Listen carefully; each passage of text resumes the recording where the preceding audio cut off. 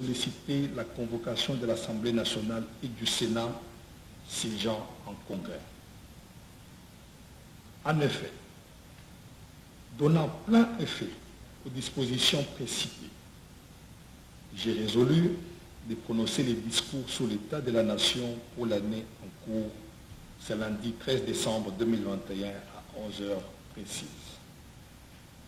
Ainsi, je vous prie de prendre les dispositions idoines afin d'organiser le congrès à la date visée et faciliter à la population congolaise d'auditionner mon discours sur l'état de la nation. Veuillez agréer, honorable président, l'expression de ma parfaite considération. Fait à Kinshasa le 3 décembre 2021, Félix Antoine Tshilombo, président. Tshisekedi Tshilombo. Merci beaucoup. Chers collègues, vous venez donc de suivre la lecture de la lettre de son Excellence, Monsieur le Président de la République. Et donc, nous sommes conviés au congrès qui se tiendra le lundi prochain. Il faudra arriver bien à temps parce que, comme vous le savez, il y a des dispositions protocolaires et sécuritaires à prendre. Nous abordons à présent l'examen et l'adoption du rapport de la commission mixte paritaire Sénat. S'il vous plaît, Président. Assemblée nationale. Oui. Oui. Oui.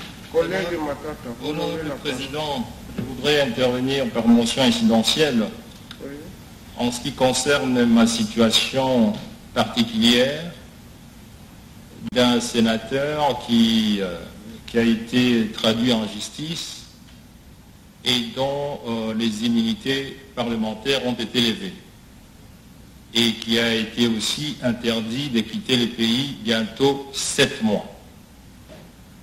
Vous vous souviendrez, honorable Président, chers collègues sénateurs, c'est à l'issue d'un réquisitoire du procureur général près de la Cour constitutionnelle sur le présumé détournement des fonds du parc agro-industriel de Bukangalozo qu'un vote en plénière s'est fait dans cette salle où les sénateurs ont rejeté la requête du procureur pour que je sois poursuivi en justice et que mes immunités soient levées. En principe, dès le 15 juin, date à laquelle ce vote a été exprimé par la majorité des sénateurs, mes immunités devaient être retournées. Ma liberté des mouvements, conformément à la Constitution et au règlement intérieur de la Chambre à laquelle j'appartiens, devait être retournée. Rien n'a été fait, et ceci en contradiction de la Constitution et des règles du pays. Le 28 juin, un autre réquisitoire a été déposé au Sénat pour que je sois entendu sur un autre dossier sur le bien aérianisé, où on m'accusait encore d'avoir détourné près de 140 millions de dollars américains que j'aurais payés au fictif. Et profitant de cette mesure, on a renforcé l'interdiction de mes sorties à l'extérieur du pays et on a confirmé la levée de mes immunités qui, comme vous le savez, ça a été fait par le bureau parce que le Sénat était donc en vacances parlementaires. Conformément aux usages, honorable Président, chers collègues sénateurs, je me suis rendu au parquet près la Cour constitutionnelle pour être entendu. Pendant 2 semaines, j'ai été entendu et à la fin de cette audition, le procureur général Jean-Paul Mukolo a dit ceci devant mon avocat. Monsieur le sénateur Matata, votre dossier est vide et donc le dossier doit être classé sans suite. vous devez en principe être retourné à votre résidence en toute liberté, mais compte tenu des pressions que je reçois de l'extérieur, je suis obligé de vous mettre en résidence surveillée. Parole du procureur général près la haute cour. Je m'attendais à ce que, par rapport à ces constats amers à ma faveur, que mes humilités parlementaires, qui constituent en fait un droit, ce n'est pas un don que j'ai bénéficié du Sénat, mais c'est un droit du fait que j'ai été élu, que mes humilités parlementaires me soient retournées et que mes libertés de mouvement soient rétablies. C'est le contraire que j'ai reçu parce que quelques jours après, le procureur général, près de la haute cour, a décidé de réinitialiser les dossiers Boukangalos pour lesquels, je l'ai bien dit ici, le Sénat en plénière s'était totalement opposé. J'ai, par la suite, comme vous le savez, honorable président, parce que c'est de notoriété publique, juste après mes auditions, j'ai été empoisonné. J'ai écrit pour que je sois autorisé à sortir et recevoir les soins appropriés, parce que c'est un droit fondamental. Il y a des juristes dans cette salle, il y a des constitutionnalistes dans cette salle. Les soins de santé, même à un terroriste, on autorise à ce que le terroriste soit soigné avant d'être jugé. Mais moi, le procureur général a dit, monsieur le sénateur, pour que vous soyez soigné, il faut d'abord que vous puissiez être interrogé sur le dossier Bukangalonzo et sur lequel la plénière du Sénat a refusé. Par honneur au droit, j'ai dit, monsieur le procureur général, je ne saurais pas répondre à vos questions s'agissant de ce dossier. Et donc, j'ai été refusé de se faire soigner à l'extérieur du pays, de la même façon que mes immunités parlementaires sont restées toujours ôtées. Je n'ai pas été entendu sur le dossier Bukangalonzo. Mais le procureur général, faisant fi à toutes les règles de ce pays, y compris du règlement intérieur du Sénat, a envoyé mon dossier en fixation à la Cour constitutionnelle. Tous les juristes professionnels, les spécialistes en droit, au Congo comme à l'extérieur du pays, m'ont demandé de ne pas répondre à la convocation de la Cour constitutionnelle pour être jugé. Pourquoi? Parce que ce n'était pas conforme aux lois de la République. Par élégance, pour éviter à ce que certaines personnes qui pensent qu'on refuse de se présenter devant la loi, non pas parce qu'on veut respecter les règles établies, mais parce qu'on a peur d'être jugé parce qu'on a détourné l'argent, j'y suis allé. Lors du prononcé du 15 novembre 2021, la Cour constitutionnelle, la haute cour de ce pays, s'est déclarée incompétente pour me juger en alléguant les violations flagrantes et intentionnelles du procureur près de la haute cour qui a utilisé des subterfuges juridiques, me considérant comme si j'étais un Premier ministre en fonction. Honorable Président, chers collègues, le prononcé de la haute cour, qui, selon mes informations, a été notifié aujourd'hui au bureau du Sénat, dit clairement que je ne peux plus être poursuivi étant donné que mon juge naturel n'a pas été prévu par la Constitution. Et qu'à ce titre-là, le prononcé de la haute cour consacre la fin et la clôture totale et définitive du dossier.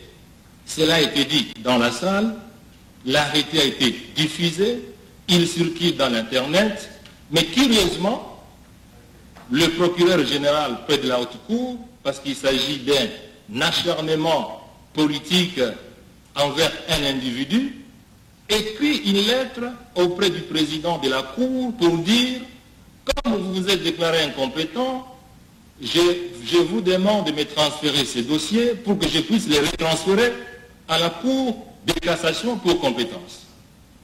Honorable Président, chers collègues sénateurs, dans cette même salle, je me rappelle encore de la décision que l'honorable Président avait prise à l'issue, je crois, de l'intervention du sénateur Mangiadi. Dans cette même salle, il y a des gens qui ont dit que le procureur général près la haute cour n'était pas compétent pour solliciter les poursuites judiciaires auprès du Sénat. Il n'y avait aucune passerelle juridique qui les lui autorisait. Vous savez, honorable Président, chers collègues, sénateurs, la réponse du procureur général près de la haute cour, et c'est écrit dans son réquisitoire du 15 juillet, que la Cour de cassation ayant siégé lui a transféré les dossiers. Il s'agissait d'ailleurs du dossier du Premier ministre Bruno Tshibala et de M. Matata. C'est écrit dans ces réquisitoires que la Cour de cassation s'est jugée incompétente pour traiter les dossiers des anciens premiers ministres et qu'à ce titre-là, cette Cour lui a transmis les dossiers et que c'est fort de cette lettre et de ces constats que lui s'est estimé compétent. Ce qui est étonnant, honorable Président, chers collègues sénateurs, ce même procureur près de la haute cour qui a écrit au Sénat pour dire que la Cour de cassation était incompétente pour examiner mon dossier, c'est le même procureur qui demande à ce que la haute cour lui transmette ses dossiers et que lui, à son tour, les transmette à la Cour de cassation pour compétence. Quel type de droit nous avons dans cette salle? Des juristes compétents, des professeurs d'université. Quel type de droit peut-il permettre qu'une cour se déclare incompétente aujourd'hui et 5 mois après, elle se déclare compétente pour examiner un dossier? Je ne suis pas juriste, je parle sous le contrôle des juristes, bien que je suis un autodidacte depuis 7 mois, que je suis devenu prisonnier politique du procureur général près la haute cour, j'ai appris quelques notions de droit. Mais il est dit que le droit pénal est un droit où l'interprétation est de stricte rigueur, qu'on ne peut pas spéculer parce que le droit pénal, c'est un droit qui traite de la vie des hommes et des femmes. Honorable Président, chers collègues, dans quel pays peut-on prendre en otage pendant 7 mois quelqu'un dont on est incapable de justifier le détournement même de $1? Les rapports de l'inspecteur général des finances disent ceci, c'est écrit, que tous les détournements que je fais, je les fais par rétrocommission au travers le responsable de l'entreprise Commodities qui gérait le parc agro-industriel de Bukangalos. Le procureur général près de la haute cour, dans son réquisitoire, il dit la même chose, que M. Matata a détourné de l'argent qui lui ont été remis par M. Christophe Grobler, gestionnaire du parc agro-industriel à l'époque. Que ce soit l'inspecteur général des finances, que ce soit le procureur général de la République, tous deux ont tout fait pour que M. Christophe Grobler ne soit entendu. Ce n'est pas moi qui l'ai dit, c'est M. Christophe Grobler lui-même qui dit que ni l'inspecteur général des finances, ni le procureur général près la haute cour n'a fourni un effort pour l'interroger. Deuxièmement, que les deux ont tout fait pour qu'il ne vienne pas ici au Congo. Dieu merci, la force de la justice, de la lumière est telle que vous pouvez beau mentir, mais un jour, il y aura toujours la vérité. Mais c'est Christophe Grobler, gestionnaire du parc agro-industriel de Bukangalonzo, honorable président, chers collègues, est ici à Kinshasa, venu de lui-même depuis 1 mois et 10 jours. Il a accordé une interview à la presse publique et il a déclaré qu'il n'a jamais remis $1 ni à Matata, ni à son épouse, ni à ses enfants, ni à quelque structure que ce soit ayant des liens directs et indirects avec M. Matata. Que dois-je faire, honorable président, parce qu'on m'accuse de détourner de l'argent que je n'ai pas détourné? Que dois-je faire aujourd'hui? La haute cour Parce qu'au-dessus de cette haute cour, il n'y a plus quelque chose qui existe en termes de droit. Cette cour dit ceci, que le dossier sur M. Matata est clos définitivement. Est-ce qu'un procureur général près de la haute cour, parce qu'il a des visées politiques sur un individu, peut-il se mettre au-dessus de la loi et dire qu'on ne peut pas me détourner mes droits de mouvement comme si ce n'était pas un droit fondamental lié à chaque citoyen, qu'on ne peut pas rétablir mes immunités parlementaires comme si c'était un don qu'on m'a donné? Que dois-je faire, honorable président, chers collègues, que de demander à ce que le Sénat puisse s'impliquer de manière que mes libertés de mouvement soient rétablies et que mes immunités parlementaires soient rétablies. Voilà, honorable président, l'objet de mon intervention de tout à l'heure. Je vous remercie. Merci, chers collègues.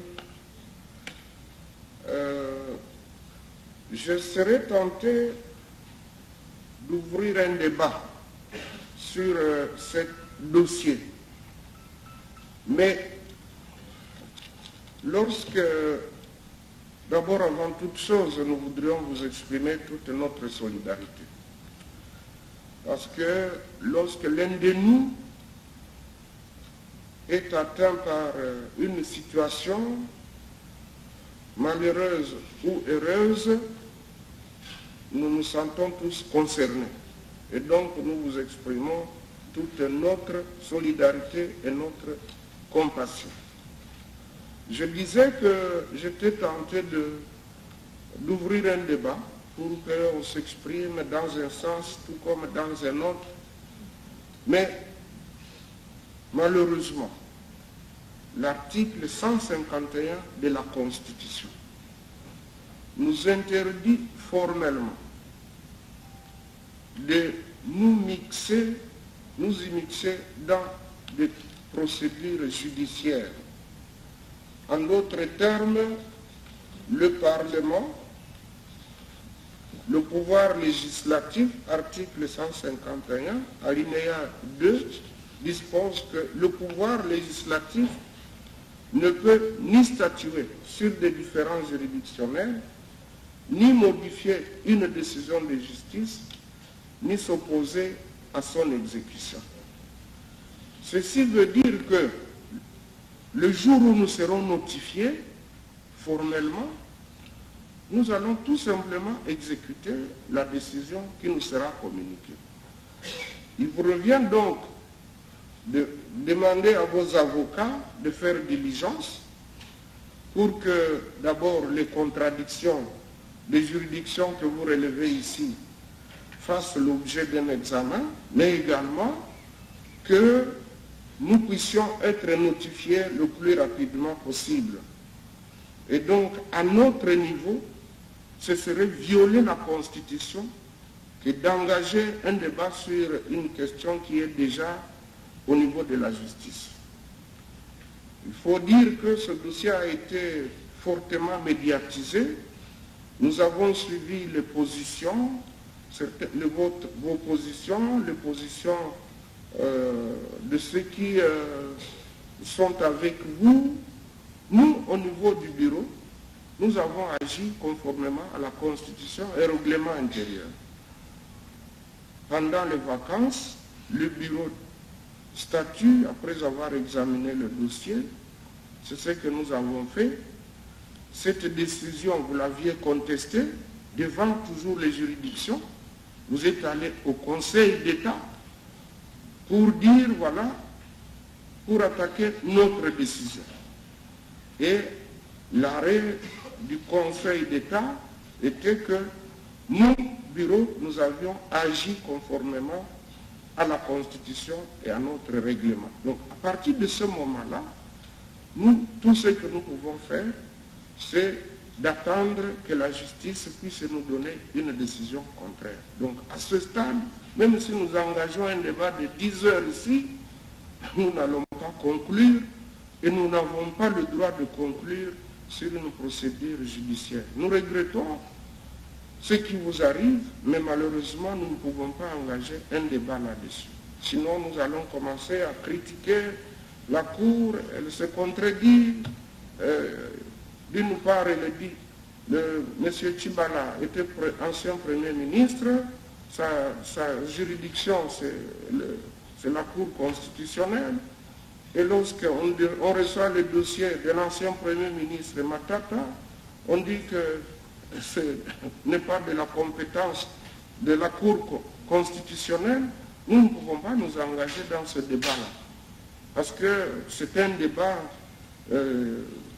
qui est à un autre niveau, au niveau du pouvoir judiciaire. Mais nous vous exprimons une fois de plus toute notre compassion. Nous regrettons ce qui arrive, mais malheureusement, nous sommes tenus de respecter la Constitution. Voilà ce que je peux vous dire à ce stade, chers collègues. Pour le reste, demandez à vos avocats de faire diligence pour que nous soyons notifiés de la décision. Chers collègues sénateurs, nous abordons l'examen. Il y a des interventions. Oui, collègue Bouchard. Moi aussi, je voudrais intervenir. Qui d'autre? Monsieur le Président, merci pour la parole. Il ne s'agit pas ici de s'inscrire en porte-à-faux eu égard à l'article 151 de la Constitution. Les collègues Matata posent le problème de la protection des droits fondamentaux des sénateurs. Il s'agit ici de l'application de l'article 168 de la Constitution. Les arrêts de la Cour ne sont susceptibles d'aucun recours et sont immédiatement exécutoires. Un arrêt a été rendu, lui restituant toute sa liberté. Et aujourd'hui, il ne comprend pas pourquoi le procureur peut ériger une barrière en ce qui concerne sa liberté de mouvement. C'est cette question de la protection des droits fondamentaux des sénateurs que pose le collègue Matata. Et donc, si nous débattons de cette décision, nous ne contredisons en rien l'arrêt de la Cour, qui par ailleurs lui a restitué toute sa liberté. Si, dans tous les cas, je voulais d'abord dire au président que la Cour de cassation s'étant d'abord déclarée préalablement incompétente, le principe qu'il a évoqué est simple. Non bis in idem. On ne peut pas revenir deux fois sur le même dossier, étant donné que cette juridiction s'était déjà déclarée même incompétente pour les poursuites. Ici, les collègues posent un deuxième problème. À partir du moment où les immunités ont été levées, et on conclut au non-lieu, il n'y a rien, pas de poursuite. Y a-t-il une autre procédure pour qu'il puisse récupérer ses immunités? J'ai dit non. La récupération de ces immunités est automatique. À partir du moment où l'arrêt a été rendu, le collègue Matata est libre, il peut aller se faire soigner où il veut. Tout ce qu'il veut ici, c'est le soutien, comme vous l'avez dit au noir président, le soutien de cette Chambre. Et nous devons nous opposer qu'on puisse l'empêcher de sortir pour ses soins. Il doit pouvoir bénéficier de la liberté de mouvement parce que l'arrêt de la Cour lui a rendu toute sa liberté. J'ai dit au noir président. Merci beaucoup. Collègue Matata. Honorable Président, chers collègues, je m'inscris dans la ligne de l'intervenant de tout à l'heure qui a l'avantage d'être enseignant dans le domaine du droit. Mais comme je l'ai dit, je suis devenu un autodidacte juriste parce que pendant 7 mois, j'apprends les droits dans la pratique. Honorable Président, chers collègues, lorsque le président de la Haute Cour, prononçant son arrêt, dit que le dossier est clos, l'arrêt a été signé, séance tenante, par l'ensemble des juges de la Haute Cour. Quand on pose la question à la Haute Cour, allez-vous écrire au bureau du Sénat pour le rétablissement des immunités parlementaires et de l'autorisation des sorties? La Cour dit, au moment où elle a prononcé son arrêt et que l'arrêt est déposé au bureau du Sénat, il n'appartient, comme l'a dit les collègues tout à l'heure, que le bureau du Sénat puisse prendre toutes les conséquences qui s'imposent. Parce que le dossier a été clôturé. La raison pour laquelle mes immunités ont été levées, la raison pour laquelle on m'est interdit de m'émouvoir, alors que beaucoup de gens qui sont concernés par ces dossiers des Boukangalonzo ou des biens arianisés voyagent à tout vent, sauf M. Matata. Je me pose encore la question, honorable. Je suis d'accord avec vous d'évoquer l'article 151, mais la Constitution de la République démocratique du Congo n'est pas seulement liée à certains articles. Il faut que ce soit une analyse globale et globalisante.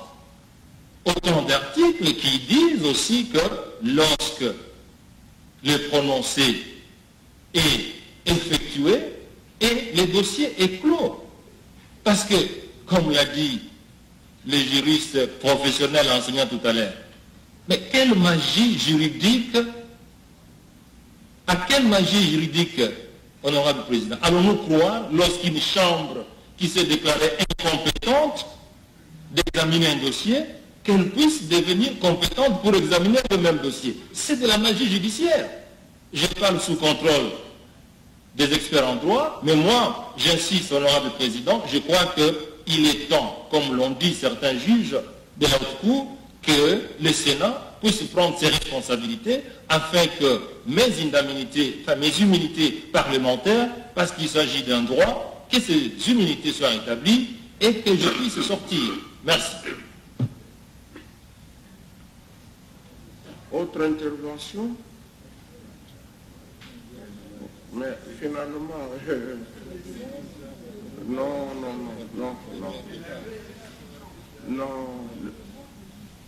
non, évitons le sentimentalisme. Non. Nous avons suivi la pertinente intervention de notre collègue Bouchard, qui de surcroît est un grand professeur de droit. Ce que j'ai retenu de son intervention, il dit que la Cour de cassation s'était déjà prononcée en disant qu'elle était incompétente. Rien que ce point-là, je vous dis, sous le contrôle des membres du bureau, que nous n'avons jamais été saisis par la Cour de cassation, ni par la Cour, ni par le procureur général près la Cour de cassation. Deuxièmement, il dit qu'il y a eu un non-lieu, mais nous sommes en droit administratif. Pour nous, si il y a un non-lieu, il y a toujours un document qui est délivré, que le collègue fasse diligence, dès qu'il nous apporte un document qui dit qu'il y a non-lieu dans le dossier pour lequel les immunités avaient été levées, à la minute, automatiquement, il recouvre ses immunités. Mais nous n'avons pas ce dossier-là, nous n'avons pas ce document-là. L'arrêt doit être notifié. Mais l'arrêt a été déposé au bureau, c'est ce qu'on m'a dit aujourd'hui. Non, à moins que vous soyez dans l'autre secrétariat. Non, honorable président, je ne l'ai pas dit, mais la Cour m'a dit qu'ils ont déposé. Parce que j'ai posé la question, ils m'ont dit ceci. Je parle sous contrôle des juristes ici, c'est que la seule chose ou le seul acte que la Cour peut poser, c'est de vous notifier l'arrêt. Oui, ce n'est pas encore fait. Je vous le dis, je vous le confirme. Je m'excuse alors. Je m'excuse mon frère. Oui. Je m'excuse honorable. Parce que là, vraiment, vous voulez nous prêter des intentions. Nous non, ne je sommes pas notifiés. Vous pouvez gagner un procès, mais tant qu'il n'est pas notifié, vous ne pouvez rien faire. Absolument rien. Donc, si aujourd'hui, comme vous le dites, que vous êtes bien informés que nous serons notifiés, ça va être automatique, chers collègues. Il n'y aura même pas de procédure particulière. Oui. Il n'y aura pas de procédure. Nous allons juste vous adresser un courrier pour vous dire que vous êtes rétablis dans vos immunités et tous les droits qui y sont afférents. Donc, il n'y a aucun problème. Voilà. Merci beaucoup. Merci beaucoup. Nous abordons l'examen et l'adoption du rapport de la commission mixte paritaire Sénat-Assemblée nationale relatif à la proposition de loi organique portant protection et promotion des droits des personnes avec handicap. Je rappelle que le lundi 29 novembre dernier, nous avions voté cette proposition de loi en des termes non identiques à ceux de l'Assemblée nationale. Une commission paritaire mixte avait été mise sur pied en vue d'aplanir les divergences. Cette commission a achevé ses travaux. Les documents y relatifs vous ont été distribués. J'invite les membres du bureau de cette commission mixte à venir se placer devant le podium.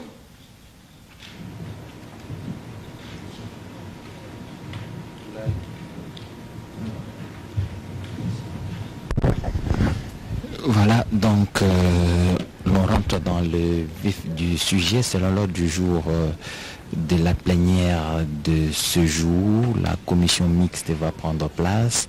Le président va donc en liminaire donner l'essentiel de ce qui a été fait. Le rapporteur viendra présenter tout le rapport et les sénateurs vont tous se prononcer sur la recevabilité de ce rapport.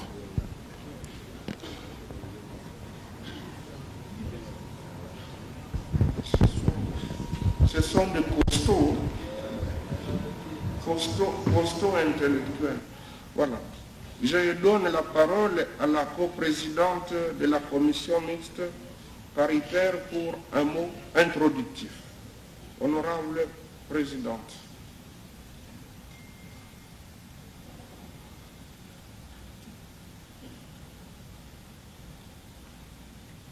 Merci, honorable président, pour la parole.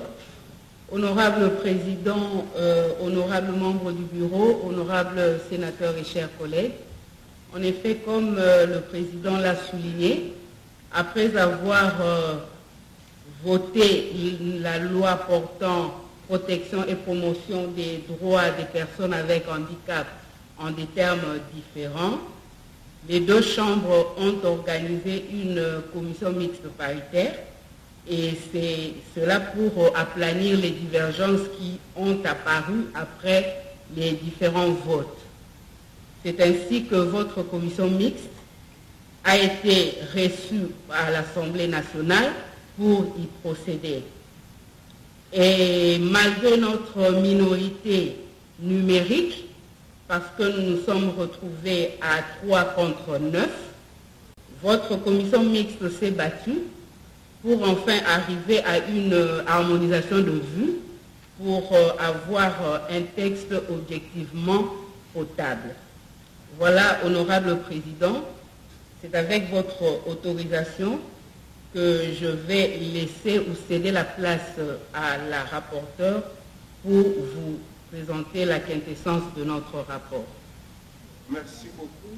À présent, j'accorde la parole au rapporteur, au co-rapporteur d'ailleurs, de la commission mixte paritaire pour donner lecture du rapport. C'est le document DR 33-66/4. Collègue de Bochable, vous avez la parole. Honorable président, merci pour la parole. Je ne voudrais pas ici faire les tatillons, mais une commission mixte paritaire signifie même nombre de députés, même nombre de sénateurs, pour qu'aucune chambre ne soit préjudiciée au profit d'une autre. Ici, nous étions, nous, à 3, de l'autre côté, 9. Ce n'est pas une commission paritaire. Ce n'est pas pour contester le rapport, mais je voudrais simplement dire que tous ces aspects comptent dans le fonctionnement des chambres. Il est préférable que dans l'avenir, lorsqu'il s'agit d'une commission paritaire, qu'il y ait un nombre égal de sénateurs et de députés pour que les débats puissent être aussi un débat où les uns ne sont pas minorisés par rapport aux autres. Voilà, mon président, voilà pourquoi j'interviens, parce que paritaire, les constituants qui a dit une commission paritaire, il sait pourquoi. Il sait pourquoi. Il s'agit d'une commission paritaire. Merci, mon président. Merci beaucoup. Je prends votre intervention pour une interpellation de tous nos collègues sénateurs. On n'a empêché à aucun membre de participer à la commission paritaire. Et si j'ai bien compris, c'était 3 sur 9, pas 3 et 9 de l'autre.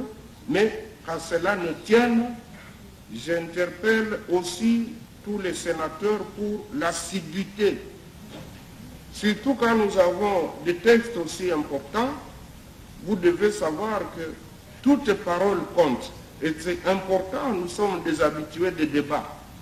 Si dans une plénière, même vous avez raison, vous êtes seul, mais tous ceux qui viennent, ils disent le contraire. Ils vous contrent. À la fin, on vous minorise. Donc c'est une interpellation. Sachant bien qu'il est obligatoire de participer et aux plénières et aux travaux de commission. Voilà tout ce que je peux dire, et avec l'espoir que prochainement, ça ne va pas se répéter. Monsieur le rapporteur, vous avez la parole. Merci, honorable président.